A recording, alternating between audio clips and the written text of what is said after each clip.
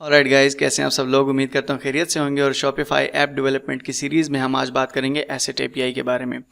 Asset API आपको help out करती है किसी भी थीम के अंदर फाइल्स को क्रिएट करने में, अपडेट करने में, डिलीट करने में। आज हम शॉपिफाई एसेट एपीआई के ऊपर सारे के सारे पॉइंट डिस्कस करने वाले हैं। लाइक किन सिचुएशन में आप इसको यूज़ कर सकते हैं, पब्लिक ऐप के साथ कैसा रिएक्शन है, प्राइवेट ऐप के साथ कैसा रिएक्शन है, और उसके साथ साथ शॉपिफाई ने अल्टरनेट क्यों दिया। इन सारी चीज़ों को हम डिस्कस करने वाले हैं।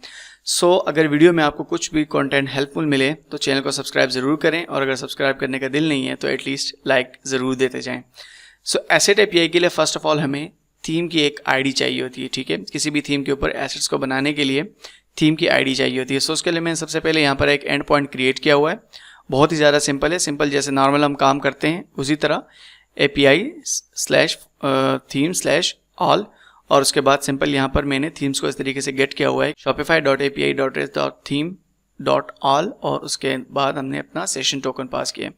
इस तरह के एंड पॉइंट्स में काफ़ी वीडियोस में बनाना सिखा चुका हूँ और काफ़ी डिटेल में मैंने चीज़ें बताई हैं, डिस्कस की हैं। सिंपल यहाँ पर मेरे पास होम पेज कार्ड कंपोनेंट है और उसके अंदर मैंने यहाँ पर यूज़ ऑथेंटिकेटेड फैच को इम्पोर्ट किया हुआ है। सिंपल उसको फैच वेरिएबल के अंदर स्टोर किया हुआ है और हमने अपना एंड पॉइंट एक्सेस किया है जो यहाँ पर हमने क्रिएट किया था index.js के अंदर। आपको मैं बताता चलूँ कि शॉपिफाई का जो लेटेस्ट नोड टेम्पलेट है वो चेंज हो चुका है। उसके ऊपर ऑलरेडी मैं वीडियो क्रिएट कर चुका हूँ, उसका लिंक आपको ऊपर आई बटन के ऊपर मिल जाएगा। उसके अंदर क्या है कि सिंपल आप यूज ऑथेंटिकेटेड फैच का यूज़ नहीं करते, आप डायरेक्टली फैच का मेथड लिखते हैं जैसे हमने यहाँ पर लिखा हुआ है। ठीक है, आपको इस वेरिएबल की ज़रूरत नहीं पड़ती उस नए टेम्पलेट में। सिंपल मैंने एक फंक्शन क्रिएट किया हुआ है यूज इफेक्ट के अंदर, और उसके अंदर मैंने अपने एंड पॉइंट को कॉल किया है। यहाँ पर रिस्पॉन्स को मैंने कंसोल लॉग किया है। इस केस में हम इसको सेव करते हैं और हमें हमारे सारे के सारे थीम जो इस टाइम हमारे स्टोर के ऊपर मौजूद है उनकी लिस्ट हमें मिल जाएगी कंसोल के अंदर। यहाँ पर जैसे आ गई मेरे पास। ठीक है, 13 थीम्स हैं इस टाइम मेरे पास, और डेटा के अंदर बेसिकली आपका जो 0th इंडेक्स के ऊपर थीम है इसकी आईडी मैं यहाँ से ले लेता हूँ। ठीक है, इसकी आईडी हम गेट कर लेते हैं और अपने पास यहाँ सेव कर लेते हैं, क्योंकि थीम जो एसेट एपीआई है हमारे पास थीम की, उसके लिए हमारे पास थीम की आईडी का होना बहुत ज़्यादा ज़रूरी है। ठीक है, इसको मैं यहाँ पर कमेंट आउट कर देता हूँ। अगर आपने कमेंट आउट नहीं करना और किसी वेरिएबल में स्टोर करना है तो आप सिंपली कहेंगे response.data और 0th इंडेक्स के ऊपर जो आपका ऑब्जेक्ट आ रहा है उसकी आईडी आप गेट कर लेंगे। ठीक है, कंसोल में मैं आपको दिखा देता हूँ। यहाँ पर मेरे पास अब आईडी आ जाएगी, ये आईडी आ गई है मेरे पास फर्स्ट थीम की। ठीक है, आप किसी भी थीम की आईडी इस तरीके से गेट कर उसको वेरिएबल के अंदर स्टोर करें और फिर उसको फर्दर यूटिलाइज करके किसी भी थीम के अंदर एसेट्स वगैरह आप क्रिएट करें। मैं थोड़ी देर में आपको दिखाता हूँ। यहाँ पर हम क्या करते हैं, इस आईडी को हम उठा लेते हैं और इस index.js के ऊपर हम आते हैं। लेकिन उससे पहले मैं कुछ ज़रूरी चीज़ें यहाँ पर डिस्कस ज़रूर करूँगा। इससे पहले हम अपना एंड पॉइंट क्रिएट करें और एसेट्स को गेट करें। यहाँ पर एसेट्स के एपीआई में मैं आता हूँ और यहाँ पर अगर आप देखें तो लिखा हुआ है रिक्वायर्स थीम एक्सेस स्कोप। आपको रीड थीम्स और राइट थीम्स के परमिशन चाहिए एसेट एपीआई को एक्सेस करने के लिए। मोर ओवर जो एसेट एपीआई है इस टाइम आप नॉर्मली गेट कर पाते हैं अपने एसेट्स को, लेकिन उनको मॉडिफाई और डिलीट नहीं कर पाते। ठीक है, शॉपिफाई की तरफ से कुछ रिस्ट्रिक्शंस हैं अभी फ़िलहाल। आप क्या करेंगे कि आप अपने जो आपका कस्टम थीम है उसके ऊपर आप इसको डिलीट कर पाएंगे लेकिन और अपडेट भी कर पाएंगे, लेकिन उस केस में जब आपकी थीम लाइव हो जाएगी, यानी किसी सर्वर पे पब्लिश हो जाएगी। उसके साथ साथ अगर आप अपने इस एसेट्स एपीआई को पब्लिक ऐप में यूज़ करना चाहते हैं तो शॉपिफाई ने तो डायरेक्टली उससे रिस्ट्रिक्ट किया हुआ है कि आप जो है ना इसकी जगह थीम ऐप एक्सटेंशन को यूज़ कर सकते हैं।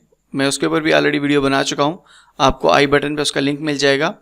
लेकिन उसके साथ साथ शॉपिफाई ने कहा हुआ है कि ठीक है, अगर आपने यूज़ ही करना है और आपकी कोई पुरानी ऐप है या नई ऐप है और आपको ज़रूरत है थीम्स के फाइल को डायरेक्टली एडिट करने की, तो आप हमारे पास एक एक्सेप्शन भेजें जिस पर हम काम करें। ठीक है, यहाँ पर सपोज मैं एसेट रिसोर्स में जाता हूँ और एसेट रिसोर्स को मैंने ओपन किया। यहाँ पर एसेट रिसोर्स में आप इसको सारे को पढ़िएगा तो यहाँ पर स्टार्टिंग विद एडमिन API 23 और -04 एसेट रिसोर्स पुट और del request are restricted using the right themes. ये एक्सेस स्कोप आपके पास होने चाहिए। ठीक है, लेकिन अगर केस फिर भी आपकी जो ऐप वो काम नहीं कर रही तो आपने यहाँ पर नीचे आ जाए हैं और यहाँ पर आपको मिल जाएगा सबमिट एन एक्सेप्शन रिक्वेस्ट।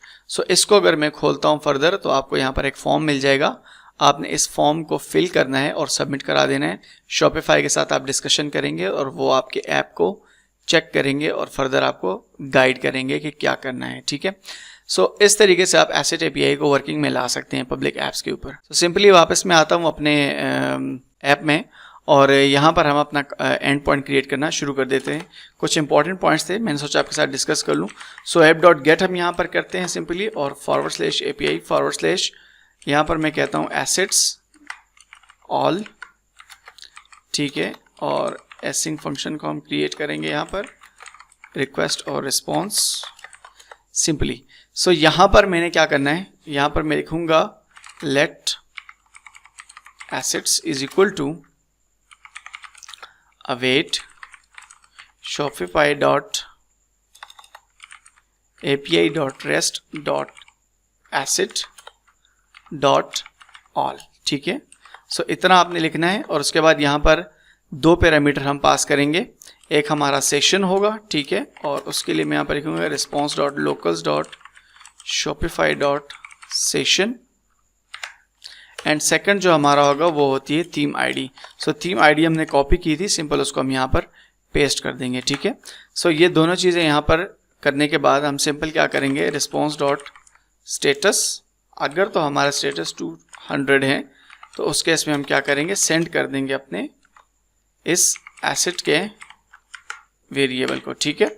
सो इस केस में मैं सेव करता हूँ और यहाँ पर इस एंड पॉइंट को हम उठा लेते हैं, वापस आते हैं यहाँ पर और इस फंक्शन के बाद एक और फंक्शन में क्रिएट कर लेता हूँ, एसिंक फंक्शन रीड एसेट्स, और यहाँ पर सिंपली हम क्या करेंगे, let request is equal to await fetch, और अपना एंड पॉइंट जो है वो यहाँ पर हम पास कर लेंगे जो अभी हमने क्रिएट किया, ठीक है।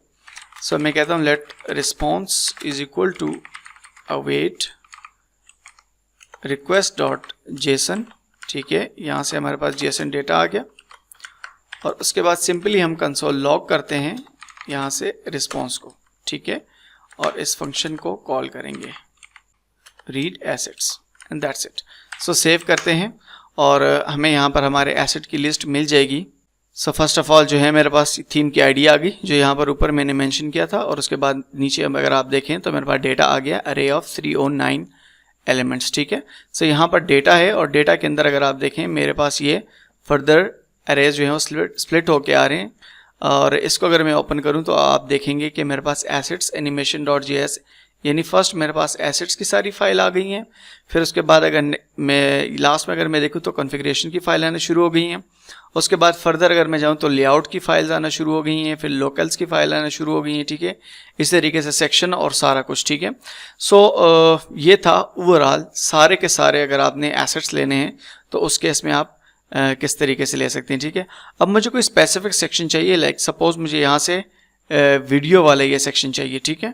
सो मैं इसको कॉपी करता हूँ इस नाम को और हम वापस यहाँ पर आते हैं। तो जैसे हमने नॉर्मल res.assets.all किया, बिल्कुल इस तरीके से इसके बाद हम यहाँ पर एक और जो है अपना एक वेरिएबल पास करेंगे और जिसमें हम लिखेंगे एसेट, ठीक है। सो एसेट जो है बेसिकली ये एक ऑब्जेक्ट को एक्सेप्ट करता है और इस ऑब्जेक्ट में हम फर्स्ट ऑफ ऑल हम लिखेंगे की, और नेक्स्ट हम लिखने वाले हैं यहाँ पर जो नाम हमने कॉपी किया था, यानी सेक्शन /video.liquid, ठीक है। सो इस केस में सिंपली हमने डेटा को भेज दिया है और यहाँ पर हम इस डेटा को गेट कर रहे हैं बिल्कुल उसी तरीके से। सो मैं सेव करता हूँ यहाँ पर और अब आप देखेंगे कि मेरे पास एसेट का डेटा आ जाएगा इस स्पेसिफिक फाइल का। सो यहाँ पर अगर आप देखें डेटा array1, ठीक है, इसको मैंने एक्सपेंड किया और यहाँ पर डेटा का ऑब्जेक्ट मुझे मिल रहा है, section.liquid है। इसके ऊपर आपकी एक प्रॉपर्टी होती है यहाँ पर वैल्यू की, ठीक है, ये रही वैल्यू की, यहाँ से आपको सारे का सारा कोड मिलने वाला है। सो रिस्पॉन्स डॉट डेटा करूँगा मैं और 0th इंडेक्स के ऊपर वो है और डॉट वैल्यू, ठीक है। सो यहाँ से मुझे सारे के सारे एसेट का जो कंटेंट उसके अंदर लिखा होगा वो मिल जाएगा, जैसे आपको कंसोल में नज़र आ रहा है, ये जेसन डेटा है इसका सारे का सारा, ठीक है। और उसके बाद फाइल के अंदर जितना कुछ HTML लिखा हुआ है वो मुझे यहाँ से मिल गया। सो इसके बाद हम एसेट को क्रिएट कैसे कर सकते हैं वो प्रोसेस मैं आपको बता देता हूँ। ऑल्दो मेरे पास क्रिएट नहीं होगा बट मैं जस्ट आपको एक प्रोसेस बता दूंगा, क्योंकि ये ऐप अभी तक पब्लिक नहीं है, लोकल चल रही है और उसके साथ साथ ये जो पब्लिश्ड है वो भी नहीं है, ठीक है। सो यहाँ पर मैं जस्ट आपको क्रिएट करने का प्रोसेस दिखा दूंगा। लेकिन अगर आप कस्टम ऐप को यूज़ कर रहे हैं तो जब आप ऐप को लाइव करेंगे आपका ये वाला प्रोसेस चल पड़ेगा अपडेट और डिलीशन का। लेकिन अगर इन केस आप पब्लिक ऐप पे काम करें तो इस केस में आपको शॉपिफाई को एक एक्सेप्शन जो है वो सबमिट कराना पड़ेगा, जैसे कि मैंने आपको पहले वीडियो में बता दिया, ठीक है। सो यहाँ पर मैं सपोज लिखता हूँ एसिंक फंक्शन और मैं कहता हूँ अपडेट एसेट, ठीक है। आपने एसेट किसी भी फोल्डर के अंदर आप इसको अपडेट कर सकते हैं, लाइक इमेजेस डाल सकते हैं, CSS की फ़ाइल डाल सकते हैं, HTML की फ़ाइल डाल सकते हैं, ठीक है, वट जो आप चाहें, JS की फ़ाइल डाल सकते हैं।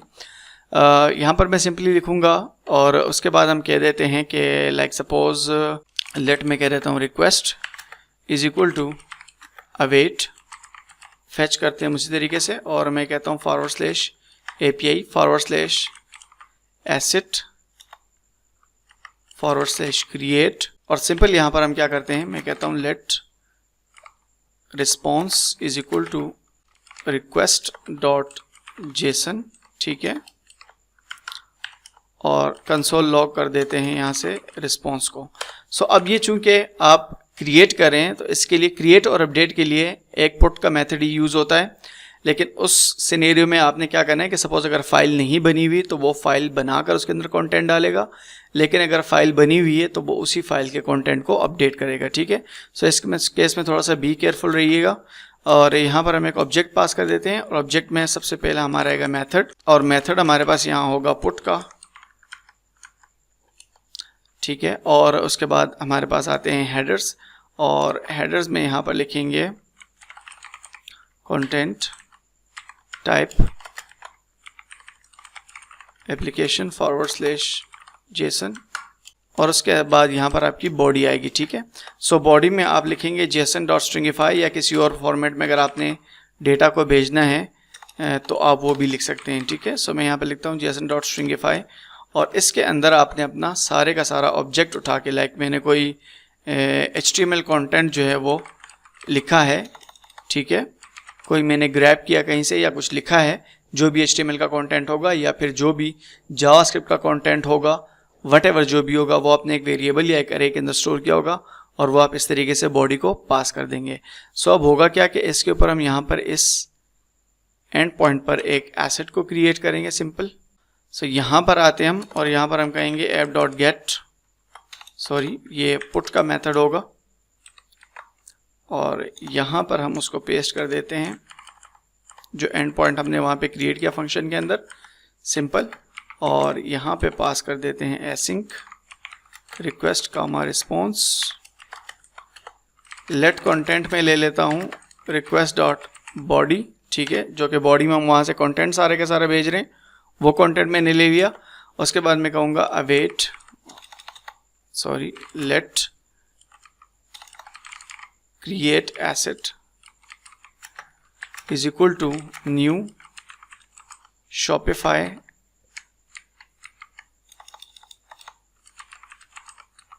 .api.rest.asset, ठीक है, और इसके अंदर हम एक ऑब्जेक्ट पास कर देंगे, सिंपल। और इस ऑब्जेक्ट के अंदर सबसे पहले मैं सेशन लिखूंगा, ठीक है, response.locals.shopify.session एंड दैट्स इट। उसके बाद आपने क्या करना है, सपोज क्रिएट एसेट डॉट की। सो की के ऊपर आप बेसिकली क्या कर सकते हैं कि अपने फाइल का नाम दे सकते हैं, ठीक है। सो यहाँ पर मैं की का कोई भी नाम दे सकता हूँ, लाइक मैं कहता हूँ कि मुझे सेक्शंस के अंदर / एक कस्टम फाइल चाहिए .liquid के नाम से, ठीक है। सो सेक्शन के अंदर ये मुझे कस्टम फाइल लिक्विड बना के दे देगा। इस तरीके से आप बाकी भी मेंशन कर सकते हैं, लाइक आपने एसेट्स के अंदर बनाना है, आपने स्निपेट्स के अंदर बनाना है, ठीक है, जिस तरीके से आप बनाना चाहें। यहाँ पर हम create asset dot theme ID इसकी एक होती है, ठीक है। सो थीम आईडी जो आईडी हमने यहाँ पर गेट की थी इसको हम पास कर देंगे, लाइक इस थीम के अंदर हम बनाना चाहते हैं इसको, ठीक है। और बाकी ये आपका जो है की हो गई, यहाँ से इस नाम से फाइल बना देगा।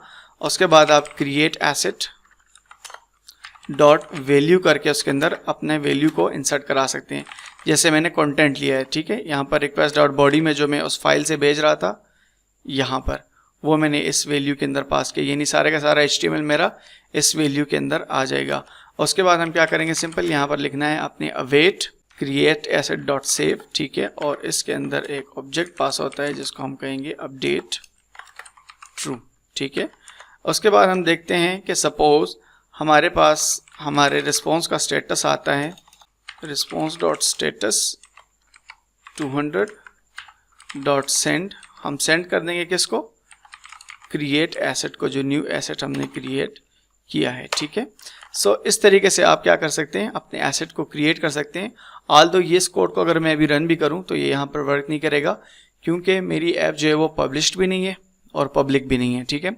सो तब तक आपके एसेट अपडेट और डिलीट नहीं हो सकते जब तक आपने ऐप को पब्लिश ना किया हो या आपकी ऐप पब्लिक ना हो और उसके साथ शॉपिफाई के परमिशंस ना हो, ठीक है।